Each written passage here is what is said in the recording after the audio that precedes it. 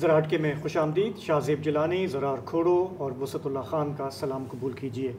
ہمارے ملک کو جو بڑے چیلنجز درپیش ہیں اس میں بلا شبہ کراس بارڈر ٹیررزم ایک بہت بڑا ہمارا چیلنج ہے، لیکن اس کے ساتھ ساتھ کراس بارڈر سمگلنگ بھی ہمارے لیے ایک چیلنج رہا ہے. باہر والے ہم پہ الزام لگاتے ہیں، ہم ان پہ الزام لگاتے ہیں، لیکن حقیقت یہ ہے کہ جنگ و جدل اور اسمگلنگ کے اس پورے دھندے میں چند لوگ شاید ارب پتی کھرب پتی ہو گئے، لیکن ملک کا دیوالیہ ہو گیا، عوام بدحال ہو گئی. ہمارے اسمگلنگ کے حوالے سے ہم پروگرام میں آج بات کریں گے، لیکن پہلے تھوڑا دہشت گردی کی بات کر لیں.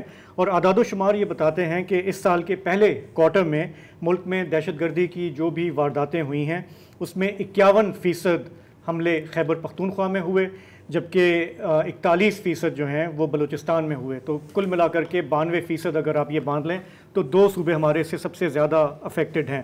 خیبر پختونخوا میں سب سے زیادہ متاثرہ علاقے جو ہیں وہ ڈیرہ اسماعیل خان، جنوبی اور شمالی وزیرستان، باجوڑ، ٹانک، خیبر اور پشاور اس میں شامل ہیں.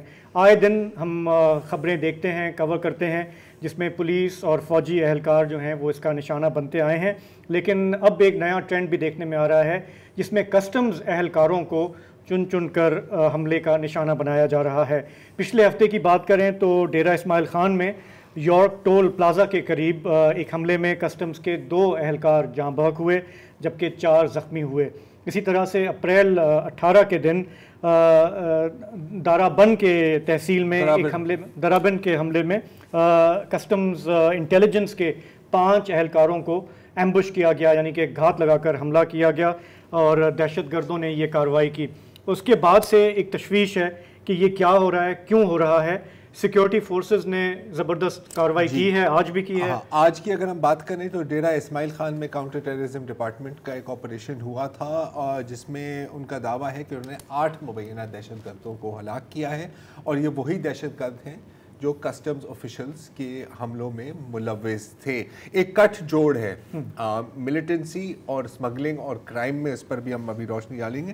اور اب سی ٹی ڈی کہہ رہی ہے کہ یہ بالکل یہ یقینی ہے کہ مقامی علاقے میں ان کے سہولت کار بھی موجود ہیں، اب ان کے لیے بھی تلاش ہو رہی ہے. اگر ہم پچھلے 2 دنوں کی بات کریں، 21 اور 22 اپریل کی، تو ڈی آئی خان میں ایک اور آپریشن ہوا تھا فوج کی طرف سے، سیکیورٹی فورسز کی طرف سے، جس میں 10 دہشت گرد ہلاک ہوئے تھے. اور نارتھ وزیرستان میں بھی ایک آپریشن ہوا تھا جس میں 1 دہشت گرد ہلاک ہوا تھا. اچھی بات ہے کہ ان تینوں آپریشنز میں سیکیورٹی فورسز کی کوئی کیجولٹیز رپورٹ نہیں ہو رہی. تو ایک مشکل صورتحال کا سامنا ہے. ہم ذرا دیر میں کسٹمز کے کلیکٹر ہیں جو اس علاقے کے، ان سے بھی بات کریں گے، لیکن پہلے پشاور سے ہمیں جوائن کر رہے ہیں ہمارے بیورو چیف علی اکبر. آپ دیکھ رہے ہیں اس سارے معاملے کو، یہ بتائیں کہ ایک تاثر یہ ابھر رہا ہے کہ کسٹمز والے جو ہیں وہ کوئی سافٹ ٹارگٹ ہیں، اس لیے ان کے خلاف زیادہ کارروائیاں ہو رہی ہیں. آپ کی کیا معلومات بتاتی ہیں؟ شکریہ شاہزیب صاحب. اوورال دہشت گردی کا ایشو جو ہے وہ سال بھر یہاں پر خیبر پختونخوا کے اندر جو ہے وہ جاری ہے، لیکن بدقسمتی سے سیاسی افراتفری اتنی ہے کہ یہ آواز یہاں سے نہیں اٹھتی جا رہی جب تک کوئی بڑا واقعہ سانحہ نہیں ہوتا. اور یہ یقیناً اب سے جو کسٹم والوں پہ یہ حملے ابھی شروع ہوئے ہیں تو انتہائی سافٹ ٹارگٹ ابھی تک کسٹم والے ہیں، اور وہ ان کو اب یہ بات جو ہے یہ سمجھنی ہوگی کہ وہ بھی کسٹم والے بھی ہے، جو بھی انفارمڈ انفورسمنٹ ایجنسیز ہے تو وہ بھی اس جنگ میں اتنے ہی شریک ہے جتنے کہ ہمارے سیکیورٹیز ایجنسیز ہے، پولیس ہے، تو وہ بھی اس قدر ان کی انوالومنٹ ہے. اور ان کا کسٹم والوں کا یہ ہے کہ وہ ان محرکات کو جو ہے اس پر نظر رکھتے ہیں اور ان کا روکتھام رکھتے ہیں جو کہ دہشت گردی میں معاون ثابت ہو رہے ہیں. تو جو گزشتہ ہفتے 2 بیدر پہ واقعات ہوئے ہیں تو اب آگے یہی یقیناً یہی ان کی اسٹریٹجی ہے دہشت گردوں کی کہ وہ اس طرح کے سافٹ ٹارگٹ کو جو ہے وہ نشانہ بنائے. اور اس کی وجہ بھی یہی ہے کہ جیسے کہ آپ نے اشارہ کیا کہ جو ٹیررسٹ ہے اور جو کہ اسمگلرز یا کرمنلز ہیں ان کا گٹھ جوڑ جو ہے وہ ہے ٹیرر فائنانسنگ کے حوالے سے اور جو ہے اور چیزوں سے بھی. تو یہی چیزیں جو نئی ایک چیز ہمیں سامنے نظر آ رہی ہے तो वो यही है इस बार कि अब इस तरह के कस्टम्स या कि हमारे जो दीगर जो इदारे हैं एक्साइज वाले, तो वो भी इस जंग में उतने ही बराबर शरीक है और इस बात को जो है समझना चाहिए और इनको अपनी सिक्योरिटी भी करनी चाहिए। इस तरह इजी जो सॉफ्ट टारगेट है, जिस तरह के आपने देखा होगा कि सड़कों के किनारे पे ये लोग खड़े होते हैं और जो है चेकिंग करते हैं और अपनी सिक्योरिटी का ख्याल नहीं रखते हैं। बिल्कुल, एक्सपोज ज्यादा होते हैं इसलिए उनकी कैजुअलिटीज। जी अच्छा, अली अकबर साहब, अगर आप थोड़ा सा हम डिटेल में बता सकें हमारे नाज़रीन की सहूलत के लिए कि ये जो कट जोड़ है ये किस तरह है। आई मीन एक तो ये बात हमें पता है कि जो रूट्स इस्तेमाल किए जाते हैं स्मगलिंग के लिए, अक्सर वही रूट्स इन्फिल्ट्रेशन के लिए इस्तेमाल किए जाते हैं। तो क्या मतलब जराइम पेशा अनासर जो हैं वो फिर भट्टा देते हैं टेररिस्ट को अपनी प्रोटेक्शन के लिए, या वो दोनों तकरीबन एक ही काम कर रहे हैं? कि जैसे आपको तो पता है कि खैबर एजेंसी में जो लश्कर इस्लाम था उनका काम ज़्यादा क्रिमिनल था और मिलिटेंसी उनमें कम ही थी। तो थोड़ा सा अगर आप वाजे कर दें कि ऑपरेट कैसे करते हैं। सर, ये आपके नॉलेज में भी होगा कि टेरर फाइनेंसिंग और जितनी भी रिसर्चेस हुई है, जितनी भी स्टोरीज सामने आई है और कुछ हद तक हमने जो काम किया है, तो उसके अंदर ये चीज़ें हैं कि जो दहशतगर्द या क्रिमिनल ग्रुप्स है तो उनको कहीं ना कहीं से फाइनेंस किया जाता है और यकीनन वो वही पैसा उसके अंदर जाता है जो कि वाइट कॉलर पैसा जिसको कहते हैं, या कि लोगों के पास बहुत ज़्यादा हो जो कि स्मगलिंग से या दीगर जो गैर कानूनी ज़राए है उससे हासिल होते हैं। अब यहाँ पे जो डेरा इस्माइल खान है, जो डेरा इस्माइल खान रूट है इंतहाई भारी स्मगलिंग का, और उस पर जो है इंसीफीज गाड़ियों का जो कि यहाँ से जाती है, चमन से आती है डेरा इस्माइल खान और फिर डेरा इस्माइल खान से सवात और मुल्क के दीगर हिस्सों को यही गाड़ियाँ जो है जाती है। इसी तरह असलहा भी जो है हमारे अफगानिस्तान से आता है, दीगर जगहों से जो आता है। तो ये रूट है और यहाँ पर कस्टम की कार्रवाइयाँ भी होती है। गुज़िश्ता ये जो ज़िमनी हुकूमतें थी तो उसके अंदर ज़्यादातर फोकस जो है वो स्मगलिंग को रोकने पे किया गया था और काफ़ी कार्रवाइयाँ भी की गई थी। तो कहा यह जा रहा है, जो भी हमारी बात हुई इंटेलिजेंस एजेंसी से, पुलिस से, तो उनका ये कहना था कि इनको जो है स्मगलिंग की रोकथाम में काफ़ी नुकसान उठाना पड़ा है दहशतगर्दों को, और अब वही भी एक वजह हो सकती है कि इनको निशाना बनाया जा रहा है। जाहिर है।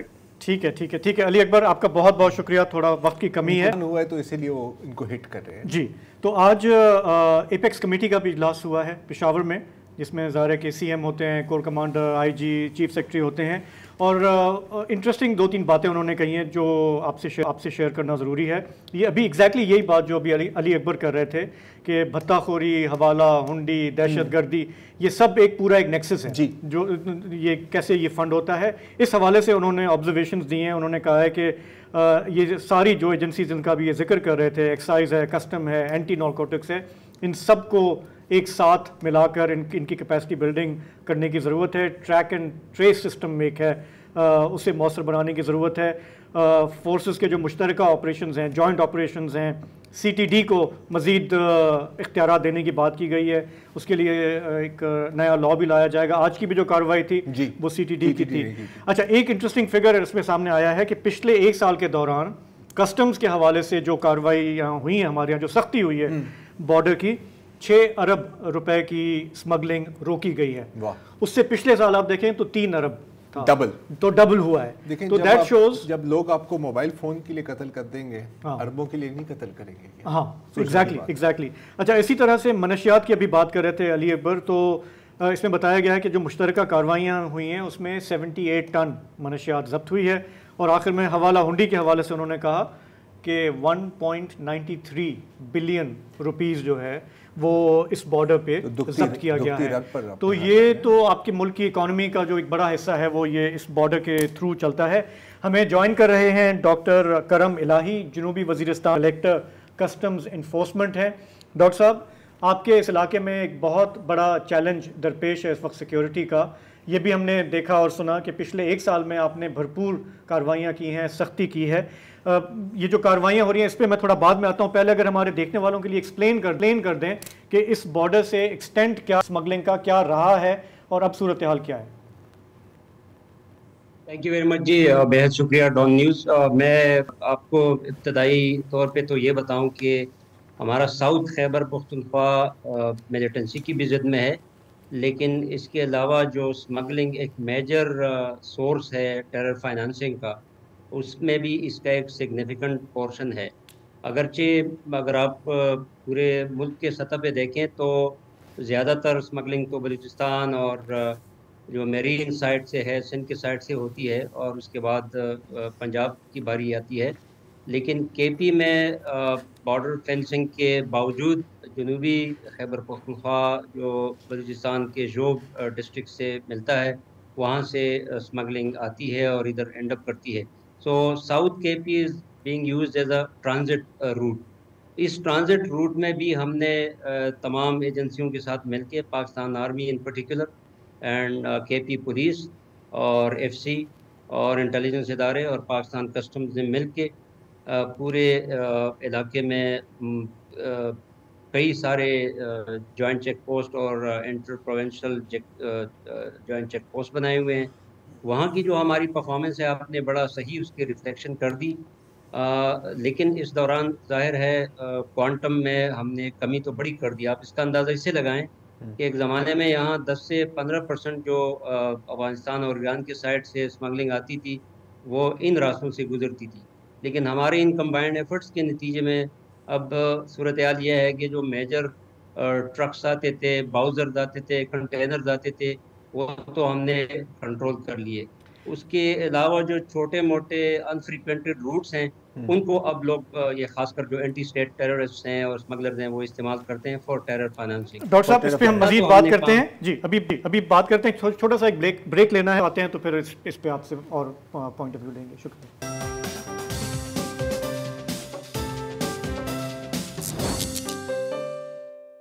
جی ہم بات کر رہے ہیں خیبر پختونخوا میں دہشت گردی کی، کراس بارڈر اسمگلنگ کی. کسٹمز حکام جو ہیں وہ بظاہر نشانے پر ہیں دہشت گردوں کے. ہمارے ساتھ ہیں ڈاکٹر کرم الہی، جنوبی وزیرستان کے کلیکٹر ہیں کسٹمز انفورسمنٹ. ڈاکٹر صاحب آپ سے بات ہو رہی تھی ابھی، ایک اگر پہلے یہ وضاحت کر دیں کہ کیا یہ جو تخمینہ ہے کہ اس بارڈر سے اسمگلنگ جو ہوتی ہے وہ 30 ارب کی ہوتی رہی ہے شاید، یہ تھوڑا سا اس کی وضاحت کر دیں کہ اس میں انورڈ اور آؤٹ ورڈ کا کیا ہے اور کون سی گڈز ہیں جو جاتی ہیں یہاں سے؟ آؤٹ ورڈز تو خیر ایک زمانے میں یہ اسینشل کموڈیٹیز کا ایک ٹرینڈ تھا، لیکن اب جو ہمارا بارڈر فینسنگ کے بعد یہ مسئلہ تقریباً ختم ہو گیا ہے. جو 4 ہمارے کسٹم اسٹیشنز ہیں وہاں پر ہمارے جو انفورسمنٹ ارینجمنٹس ہیں وہ بڑے اسٹرینجنٹس ہیں، وہ آلموسٹ امپریگنیبل ہے. وہاں انٹیلیجنس ایجنسیز بھی ہیں، کسٹمز انفورسمنٹ بھی ہے، پریزمنٹ بھی ہے، اور جو ہمارے پاس گیجٹریز ہیں، کنٹینر سکینرز اور بیگیج سکینر سب موجود ہیں، تو وہاں تو اتنا مسئلہ نہیں ہے.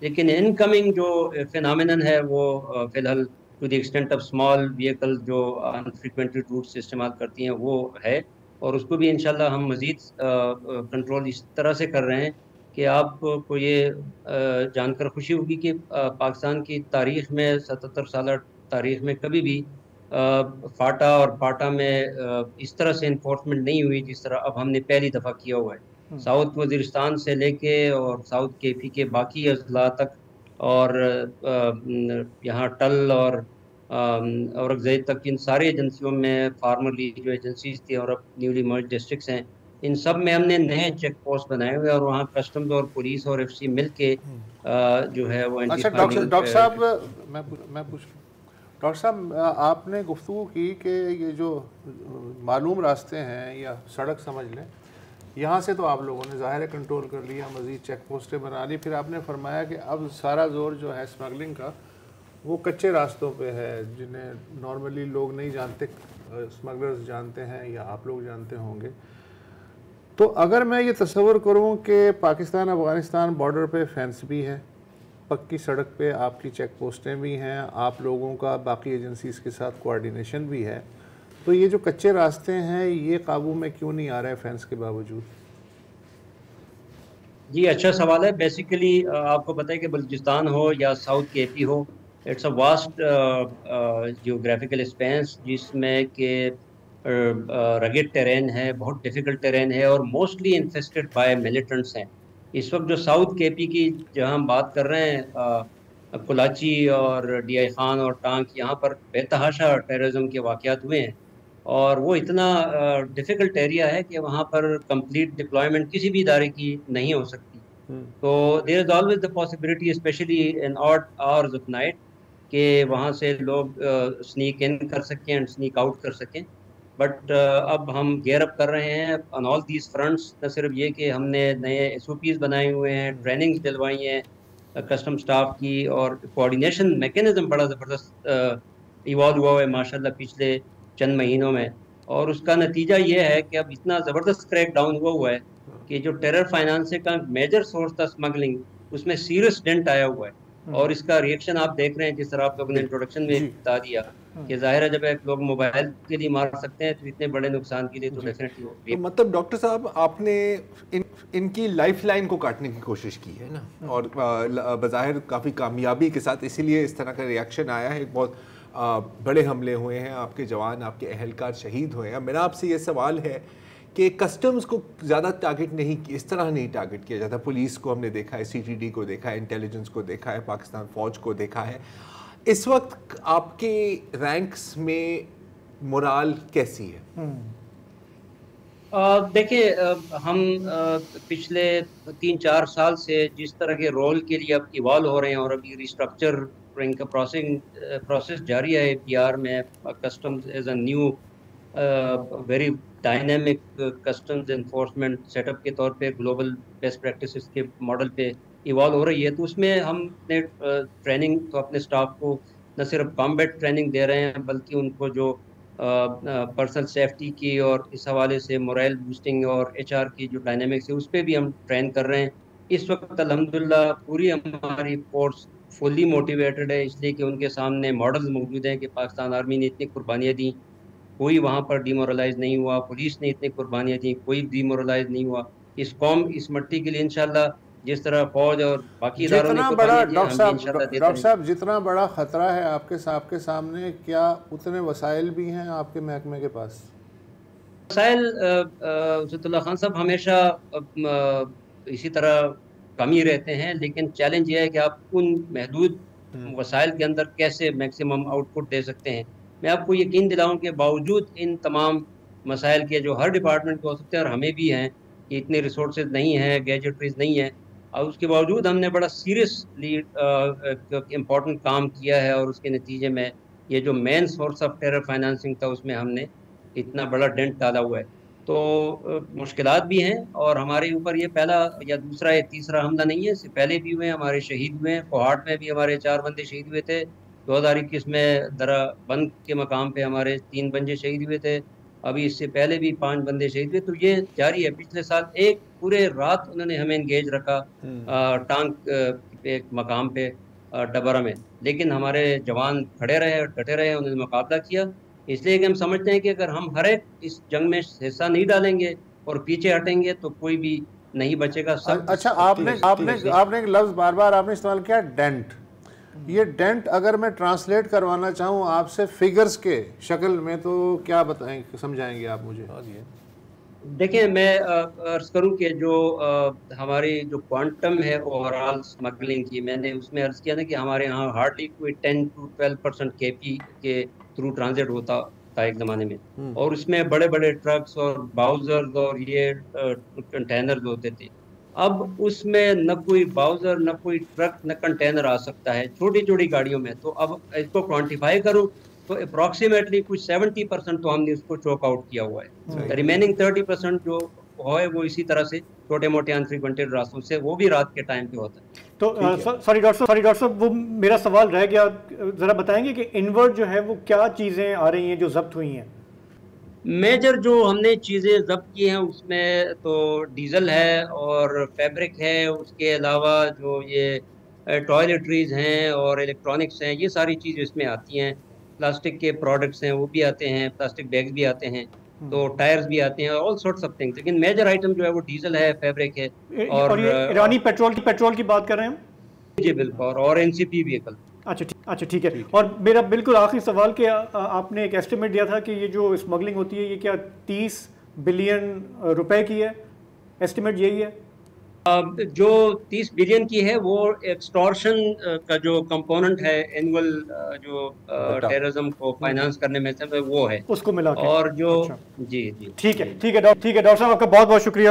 اور مشکلات بہت ہیں لیکن ہمت سے فیس کر رہے ہیں. فائنینسنگ کی بات کرتے ہیں نا، کیونکہ ہمیشہ ہمارے یہاں ایک ہی منترا ہوتا ہے کہ یہ بیرون ملک سے فنڈنگ ہوتی ہے، بالکل ہوتی ہے، کوئی یہ بات نہیں جھٹلا رہا.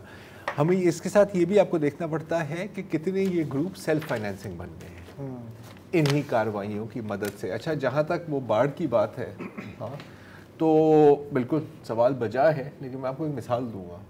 چینیوں نے ایک دفعہ ایک دیوار بنائی تھی، کیا نام تھا اس کا؟ گریٹ وال آف چائنا، کہ منگولوں کو روکا جائے. الٹیمیٹلی وہ کہاں سے گزرے؟ ان علاقوں سے جہاں پر کوئی پہرے نہیں کر رہا تھا، کیونکہ باڑ ہو یا دیوار ہو، جب تک کوئی اس کا پہرا نہ دے رہا ہو تو وہ صرف. لیکن یار ایک چیز بہت کلیئر ہے، آپ کو یاد ہوگا پچھلے سال جب یہ ہمارے یہاں ڈی ویلیویشن کا ایشو تھا، ڈالر اسمگل ہو رہے تھے، آرمی چیف کے لیول پہ یہ ڈیسائیڈ ہوا کہ ہمیں کریک ڈاؤن کرنا ہے، روکنا ہے. اس کے بعد یہ تو نظر آ رہا ہے کہ سختی تو ہوئی ہے بارڈر پہ، اور یہ آپ کو بہت پہلے کرنی چاہیے تھی، لیکن چلیں دیر آئے درست ہے. ایک بریک لیتے ہیں، اس کے بعد پروگرام میں آگے بڑھیں گے.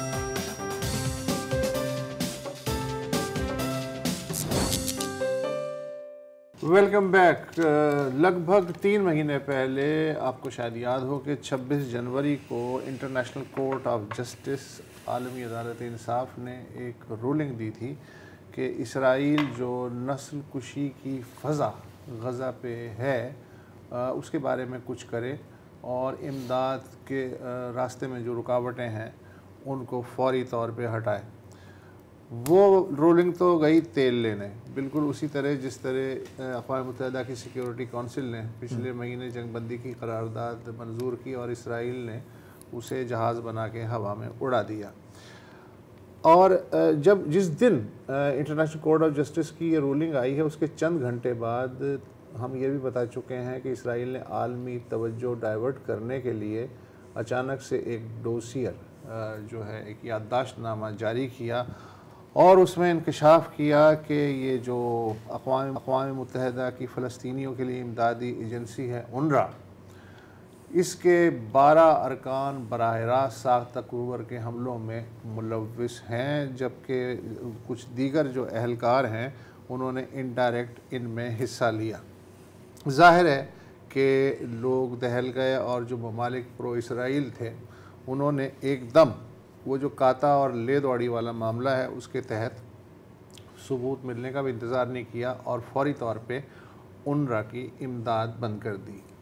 چنانچہ اقوام متحدہ نے چھانبین کے لیے سابق فرانسیسی وزیر خارجہ ہیں کیتھرین کولونا، ان کی قیادت میں ایک آزادانہ کمیٹی قائم کی تاکہ وہ معاملے کی تہہ تک پہنچے. اس کمیٹی نے گزشتہ روز رپورٹ جاری کی کہ اسرائیل نے اب تک اقوام متحدہ کو ایک بھی ثبوت فراہم نہیں کیا ہے، حالانکہ اسرائیلی حکام کو UNRWA نے اس بارے میں 2 خطوط لکھے ہیں اور ان کا جواب تک اسرائیل کی جانب سے نہیں دیا گیا. جیسے ہی اسرائیل نے ان اہلکاروں پہ 17 اکتوبر کے حملے میں شریک ہونے کا الزام لگایا تھا، یکدم امریکہ سمیت 18 ممالک نے UNRWA کی امداد معطل کرنے کا اعلان کیا تھا، مگر اسرائیلی دعووں کو مشکوک دیکھ کے سوائے آسٹریا، اٹلی، ہالینڈ، برطانیہ اور امریکہ باقی تمام ممالک نے UNRWA کے لیے امداد بتدریج بحال کر دی ہے، بلکہ یورپی یونین نے تو تھوڑا بہت اضافہ بھی کر دیا ہے امداد میں، اور اسپین نے بھی. اگرچہ امریکی انٹیلیجنس ذرائع نے اسرائیلی دعووں کو بھی کمزور قرار دیا ہے، مگر امریکی کانگریس نے اگلے برس مارچ تک UNRWA کو 1 ٹکا بھی نہ دینے کا فیصلہ کیا ہے. جرمنی البتہ یہ کہا ہے کہ وہ سوائے غزہ کے ہر علاقے کے لیے UNRWA کی فنڈنگ بحال کر رہا ہے، اس لیے کہ غزہ میں تو آپ کو پتہ ہے کچھ بھی نہیں ہو رہا، ضرورت وہاں پہ تھوڑی ہے، اس عقل مندی پہ تالی تو بنتی ہے. اچھا، اسرائیل نے شمالی غزہ میں UNRWA کی جو امدادی سرگرمیاں ہیں انہیں فروری میں ہی روک دیا تھا، حالانکہ یہاں موجود 2 لاکھ سے زائد جو فلسطینی ہیں وہ سب سے زیادہ ولنریبل بتائے جا رہے ہیں اور بھوک مری جھیل رہے ہیں. بالکل. لیکن مغرب میں بالخصوص امریکہ میں اسٹوڈنٹس اپنی آواز بلند کر رہے ہیں. کل ہی ہم آپ کو بتا رہے تھے کہ کولمبیا یونیورسٹی میں کس طرح کی پروٹیسٹ ہو رہی ہیں. کولمبیا کی اہمیت یہ ہے کہ وہ مینہٹن میں ہے، مینہٹن کی اپر ویسٹ سائڈ جو اسرائیل سے اگر آپ باہر دیکھیں تو شاید زائنزم کا سب سے بڑا گڑھ ہے.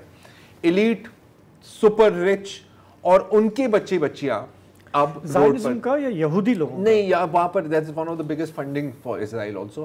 وہ ساری اپر ویسٹ سائڈ سے ہوتی ہے اور ہاں یہودی بھی ہیں، لیکن ان مظاہروں میں یہودی بھی مطلب شرکت کر رہے ہیں بلکہ فرنٹ لائن ہے. اور اب کولمبیا سے جو تازہ ترین خبر آئی ہے کہ اسٹوڈنٹس کے ساتھ ٹیچرز بھی نکل گئے ہیں اور بلکہ اگر آپ فوٹیج دیکھیں کولمبیا کی تو ایک بہت بڑی لہر میں یہ آپ دیکھ رہے ہیں، یہ سارے اسٹوڈنٹس نہیں ہے، یہ سارے ٹیچرز ہیں اور انہوں نے بھی واک آؤٹ کر دیا ہے.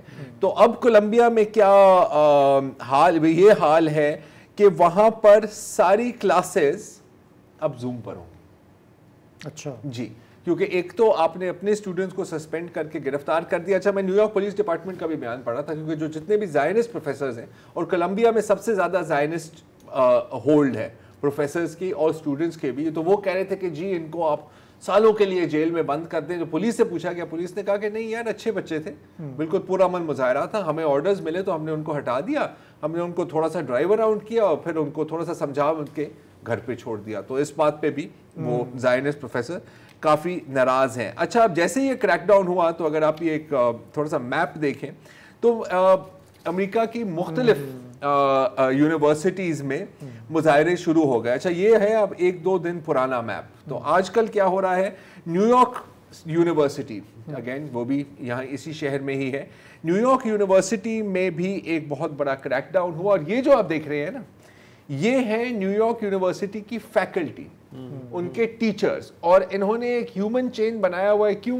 کیونکہ پیچھے مسلمان اسٹوڈنٹس نماز پڑھ رہے ہیں اور جو ان کی جو یہودی اسٹوڈنٹس ہیں وہ شبات سلام اتوار کو جو ایک ان کا ہوتی ہے ایک رسم وہ کر رہے ہیں اور بھی دعائیں کر رہے ہیں. اچھا، اس کو توڑ کر پولیس اندر داخل ہو گئی، اس ہیومن شیلڈ کو توڑ کر پولیس اندر داخل ہو گئی اور نہ صرف اسٹوڈنٹس کو اریسٹ کیا گیا بلکہ ٹیچرز کو بھی اریسٹ کیا ہے اور جو باہر سے جو کمیونٹی والے آئے تھے ان کو بھی اریسٹ کیا ہے. اور ابھی میں پڑھا تھا کہ یونیورسٹی آف منیسوٹا تک بھی اب یہ مظاہرے پھیل گئے ہیں اور بالکل جیسے غزہ کے حق میں وہاں پر ایک دھرنا ہو رہا تھا، اس کو غزہ انکیمپمنٹ کہا گیا تھا کولمبیا یونیورسٹی میں، منیسوٹا یونیورسٹی میں بھی اسی طرح کا ایک انکیمپمنٹ بنائی ہے اور وہاں پر بھی تمام اسٹوڈنٹس کو پہلے سسپینڈ کیا گیا اور پھر گرفتار کیا گیا کہ جی آپ تو اسٹوڈنٹ ہی نہیں ہیں، آپ کا کیا لینا دینا اس کیمپس میں. اور سب جو سارے اسٹوڈنٹس ہیں ان کو 1 سال کے لیے اسکول سے نکال دیا، رسٹیکیٹ کیا گیا ہے. اچھا، ییل آپ کو پتا ہے کہ جب آئی وی لیگ کی بات ہوتی ہے تو ییل ایک بہت بڑا نام ہے، اگین پوری یو ایس ایلیٹ وہاں پر آتی ہے. اور ییل پروٹیسٹ کی جو مزیدار بات ہے کہ وہ شروع ہوئی تھی ایک لائبریری کے کونے میں. اچھا، کسی کو نظر ہی نہیں آ رہا تھا، لیکن جب کریک ڈاؤن ہوا تو وہ اب نیو ہیون کی ساری سڑکوں پر یہ پروٹیسٹ پہنچ گئے ہیں. اچھا، اور جو وہاں کے جو زائنسٹ ہیں ان کو سمجھ نہیں آ رہی کہ اس کو کیسے کنٹرول کیا جائے، تو وہ عجیب عجیب حرکتیں کر رہے ہیں. جیسے ایک خاتون ہے، جوئش ہے اور یہ اسرائیل کی شرٹ لے کر وہاں پہنچ کے گھوم رہی ہیں اور ویڈیو کی جو ٹیگ ہے اس میں لکھا ہوا ہے کہ یہ دیکھیں بہادری سے میں ان کا سامنا کر رہی ہوں. یار کوئی تمہیں گھاس ہی نہیں ڈالتا بھائی. ہاں، یہ تو ایسے ہے کہ جیسے مطلب کہیں زائد نہاری پر کوئی آپ ایک مطلب سیب رکھ دو سامنے تو کوئی اس کو نوٹ بھی نہیں کرے گا. یہ وہاں پہ چل رہا ہے کچھ ریلیز میں. لیکن تھوڑی سی عجیب و غریب چیزیں بھی ہو رہی ہیں، جیسے کہ ایک ریلی میں ایک شخص کے منہ اپنا ڈھک کے وہ چلانے لگا کہ اکتوبر 7 پہ جو ہم نے کیا ہے تمہارے ساتھ، اس کو ہم 10,000 گنا کریں گے، ہم سارے یہودیوں کو مار دیں گے. ایک اور ریلی میں آپ یہ دیکھ رہی ہیں ایک خاتون ایک زائنسٹ پروسیشن کے سامنے کھڑی ہوئی اور کہہ رہی ہے کہ یہ القاسم کا اگلا ٹارگٹ ہے. ایک اور ریلی میں ایک بندہ چلا رہا ہوتا ہے یہودم یہودم یہاں سے نکلو.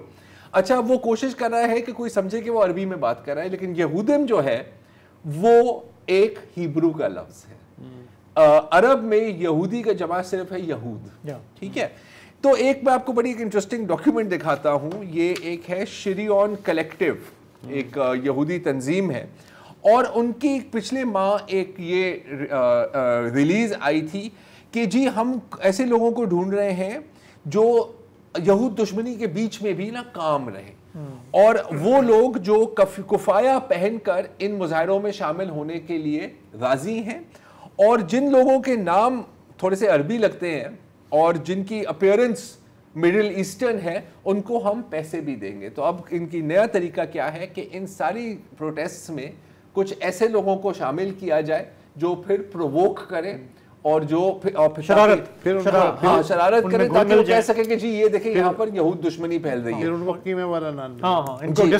اور یہ تینوں جو میں نے آپ کو ابھی جو ایگزامپلز دیے ہیں، تینوں پروٹیسٹ میں آپ دیکھیں گے کہ ان کے ارد گرد کوئی بھی نہیں ہے. مطلب جب آپ کسی مظاہرے میں جاتے ہیں نا تو آپ ایک گروپ میں جاتے ہیں، اپنے وہ الگ ایجنڈا پہ ہے نا، یہ الگ ایجنڈا میں. چلیں آج کے پروگرام میں اتنا ہی، ہمیں اجازت دیجیے، کل آپ سے پھر ملاقات ہوگی. خدا حافظ، شب بخیر.